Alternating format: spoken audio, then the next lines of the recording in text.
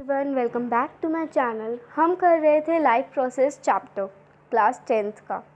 पिछली दो वीडियो में हमने डिस्कस करा था nutrition in human beings, digestion की पूरी प्रोसेस ह्यूमन बींग्स के अंदर कैसी होती हैं और डाइजेस्टिव सिस्टम का एक डायग्राम।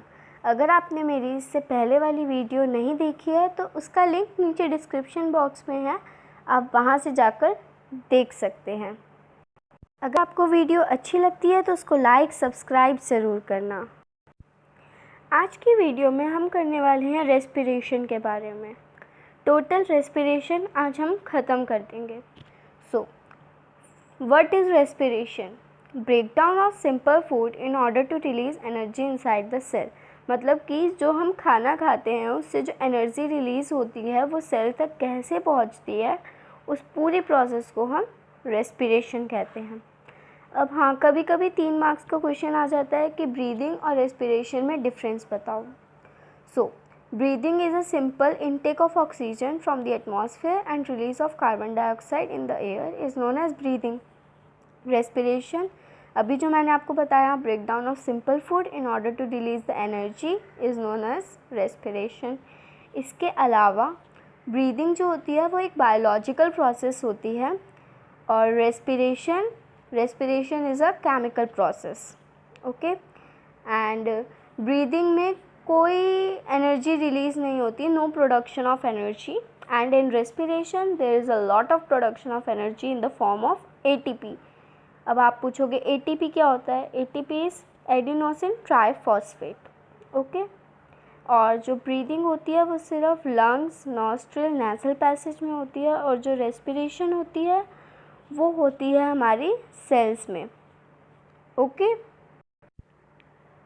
अब ये डायग्राम करने से पहले आपको पता होना चाहिए कि presence of oxygen, absence of oxygen और लैक ऑफ ऑक्सीजन क्या क्या होते हैं, जो कि मैं आपको बताती हूँ। प्रेजेंस ऑफ ऑक्सीजन को हम एरोबिक ऑक्सीजन भी कहते हैं, मतलब कि ऑक्सीजन की प्रेजेंस जो हमारी जनरल फॉर्म में होती है, और इसके एंड प्रोडक्ट्स यानी कि जिसको हम बाय प्रोडक्ट्स कहते हैं, आखिरी में इसमें कार्बन डाइऑक्साइड, वाटर और एनर्जी रिलीज़ होती है। ऑब्वियसली अगर हम ऑक्सीजन लेंगे तो कार्बन डाइऑक्साइड रिलीज़ करेंगे, कार्बन डाइऑक्साइड रिलीज़ के साथ साथ हम कुछ ड्रॉप्स वाटर के, और एनर्जी जो कि हमारी रिलीज़ होती है बॉडी के अंदर, वो प्रेजेंस ऑफ ऑक्सीजन के अंडर होती है। एब्सेंस ऑफ ऑक्सीजन मतलब कि अनएरोबिक। अनएरोबिक मतलब कि ऑक्सीजन की प्रेजेंट नहीं होना, उसमें भी कार्बन डाइऑक्साइड का कुछ पार्ट रिलीज़ होता है, एनर्जी भी रिलीज़ होती है बट कम होती है, जस्ट लाइक ADP। अब आप पूछोगे ADP क्या होता है? ADP is adenosine diphosphate. Okay, और कुछ अमाउंट इथेनॉल का, जिसका फॉर्मूला होता है C2H5 एंड OH। किसका फॉर्मूला? इथेनॉल का। ओके, अब lack of oxygen. Lack of oxygen तब होती है जब हम ज़्यादा एक्सरसाइज कर लेते हैं। ऑब्वियसली जब हम ज़्यादा एक्सरसाइज करेंगे तब हमारी बॉडी को ऑक्सीजन की नीड ज़्यादा होगी, और उस टाइम पे हम उतनी ऑक्सीजन प्रोड्यूस या फिर नहीं ले पाते हैं। उस टाइम पे लैक ऑफ ऑक्सीजन की सिचुएशन बन जाती है, और ये कहाँ पे होती है? हमारे मसल्स के अंदर, और इसके एंड प्रोडक्ट्स होते हैं energy plus lactic acid.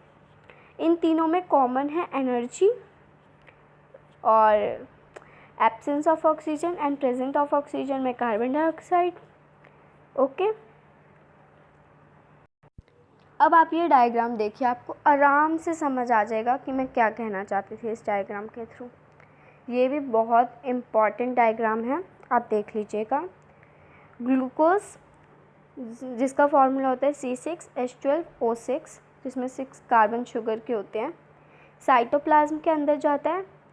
Acid plus energy, pyruvic acid, और कुछ अमाउंट कार्बन का और एनर्जी के 3 पार्ट्स में डिवाइड हो जाता है, जो कि मैंने भी आपको बताया।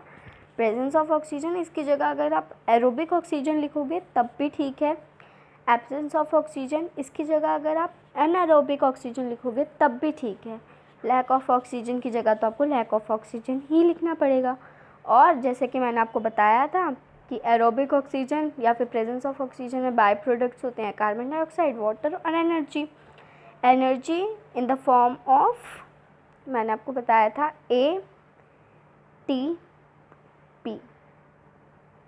ठीक है। और एब्सेंस ऑफ ऑक्सीजन में एनर्जी होगी ADP, ठीक है। और लैक ऑफ ऑक्सीजन में लैक्टिक एसिड और एनर्जी। अब आपको मैंने अभी बताया है एरोबिक और एनारोबिक के बारे में इतनी सारी चीज़ें, तो ये पॉइंट्स पढ़ लेते हैं फटाफट से। Aerobic oxygen take place in presence of oxygen, oxygen के उसमें प्रेजेंस करती हैं। और एरोबिक ऑक्सीजन माइटोकॉन्ड्रिया में अकर होती हैं। एंड प्रोडक्ट्स होते हैं कार्बन डाइऑक्साइड और वाटर। और more amount of energy is release, मतलब कि प्रेजेंस ऑफ ऑक्सीजन में ज़्यादा अमाउंट ऑफ एनर्जी रिलीज़ होती है instead of anaerobic oxygen, okay. Anaerobic oxygen take place in the absence of oxygen, it occurs in cytoplasm. End products इसके होते हैं alcohol और लैक्टिक एसिड।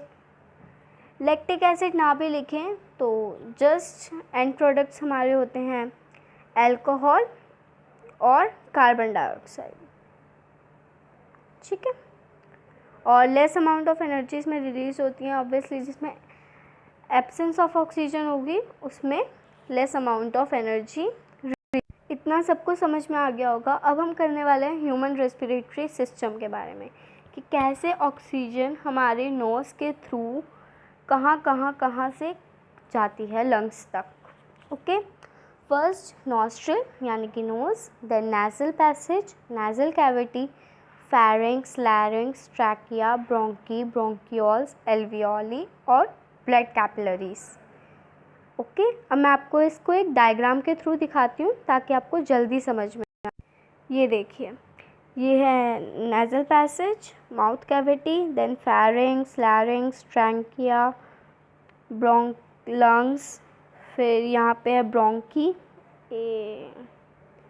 इस साइड, ब्रोंकी, फिर ब्रोंकियोल्स, एल्वियोरल सैक, जिसको हमने जूम करके दिखाया तो वो कुछ इस तरह से दिखते हैं, इट्स जस्ट लाइक सैक।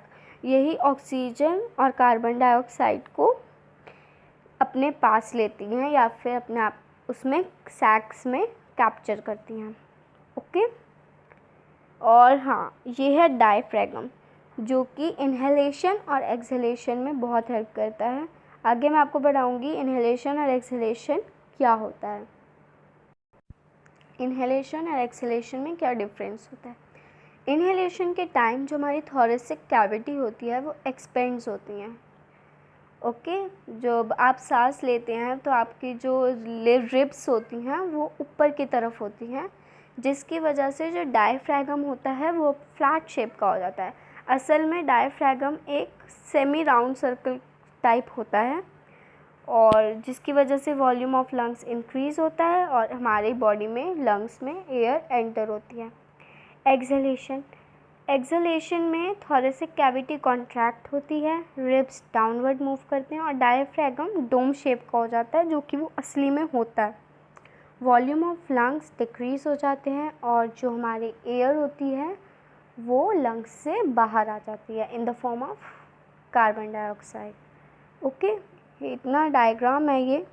जब इन्हेलेशन की प्रोसेस होती है तब एक कॉन्ट्रैक्ट होती हैं हमारी मसल्स लंग्स की जो होती हैं, और एक्सहेलेशन के टाइम वो रिलीज़ हो जाती हैं, मतलब कि अपने उसी फॉर्म में वापस आ जाती हैं। अब हम करने वाले हैं exchange of gases between alveolus, bloods and tissues. मैंने अभी आपको दिखाया था वो डायग्राम, अब हम उसी को स्टेटमेंट के फॉर्म में पढ़ने वाले हैं। जब हम ऑक्सीजन इनटेक करते हैं वो ब्लड में जाती हैं, हमारी ब्लड में हीमोग्लोबिन होता है, किस में होता है, RBC, okay, red blood cells. Then oxygen release होता है किस में, एल्वियोलस में, थ्रू ब्लड वेसल्स, टिश्यू। उसके बाद जब हमारी बॉडी पूरी एनर्जी को ऑक्सीजन को यूज़ कर लेती हैं, उसके बाद वो बाय प्रोडक्ट क्या करती हैं, कार्बन डाइऑक्साइड, जो कि हमारे ब्लड में रिलीज़ होता है, हमारे ब्लड में डिज़ोल्व होता है। उसके बाद जो ब्लड वेसल्स के अंदर जाता है फिर वो एल्वियोलर सैक के अंदर कैप्चर हो जाता है। उसके बाद वो धीरे धीरे उल्टी प्रोसीजर के थ्रू हमारी नॉस्ट्रिल से बाहर आ जाता है। ओके। अब टेरेस्ट्रियल ऑर्गेनिजम्स जो होते हैं वो एटमॉस्फेरिक ऑक्सीजन यूज़ करते हैं रेस्पिरेशन के लिए, और aquatic organism dissolved oxygen use करते हैं रेस्पिरेशन के लिए। ओके। अब आप एक क्वेश्चन आता है दिमाग में कि जब एक्वेटिक ऑर्गेनिज्म रेस्पिरेशन करते हैं तो वो बहुत जल्दी रेस्पिरेशन करते हैं, ऐसा क्यों? ऐसा इसलिए क्योंकि डिज़ोल्व्ड ऑक्सीजन जो होती हैं वो कम होती हैं, और हर एनिमल चाहता है कि उसको सबसे ज़्यादा ऑक्सीजन मिले, इसलिए वो जल्दी रेस्पिरेशन या ब्रीदिंग की प्रोसीजर करते हैं। ओके। अब हम करेंगे प्लांट्स के अंदर रेस्पिरेशन कैसे होता है। ये बहुत छोटा कॉन्सेप्ट है, और respiration in plant is simpler than the respiration in animals. Animal के रेस्पिरेशन से बहुत आसान होता है respiration in plants. As gaseous change occurs through stomata in leaves के थ्रू होता है। लेंटिसल्स इन स्टेम्स के अंदर एक लेंटिसल्स नाम की चीज़ होती है, उसके थ्रू हमारे ऑक्सीजन और कार्बन डाइऑक्साइड की एक्सचेंज होती हैं। और जनरल सरफेस ऑफ रूट, आपको पता है रूट के थ्रू भी हमारे ऑक्सीजन और कार्बन डाइऑक्साइड रिलीज़ होती हैं। आई होप कि आपको आज की वीडियो समझ आई होगी। अगर आपको वीडियो अच्छी लगे तो वीडियो को लाइक, सब्सक्राइब, शेयर ज़रूर करिएगा, और कमेंट करके मुझको बताइएगा कि आपको वीडियो कैसी लगी। तब तक के लिए thank you and bye bye.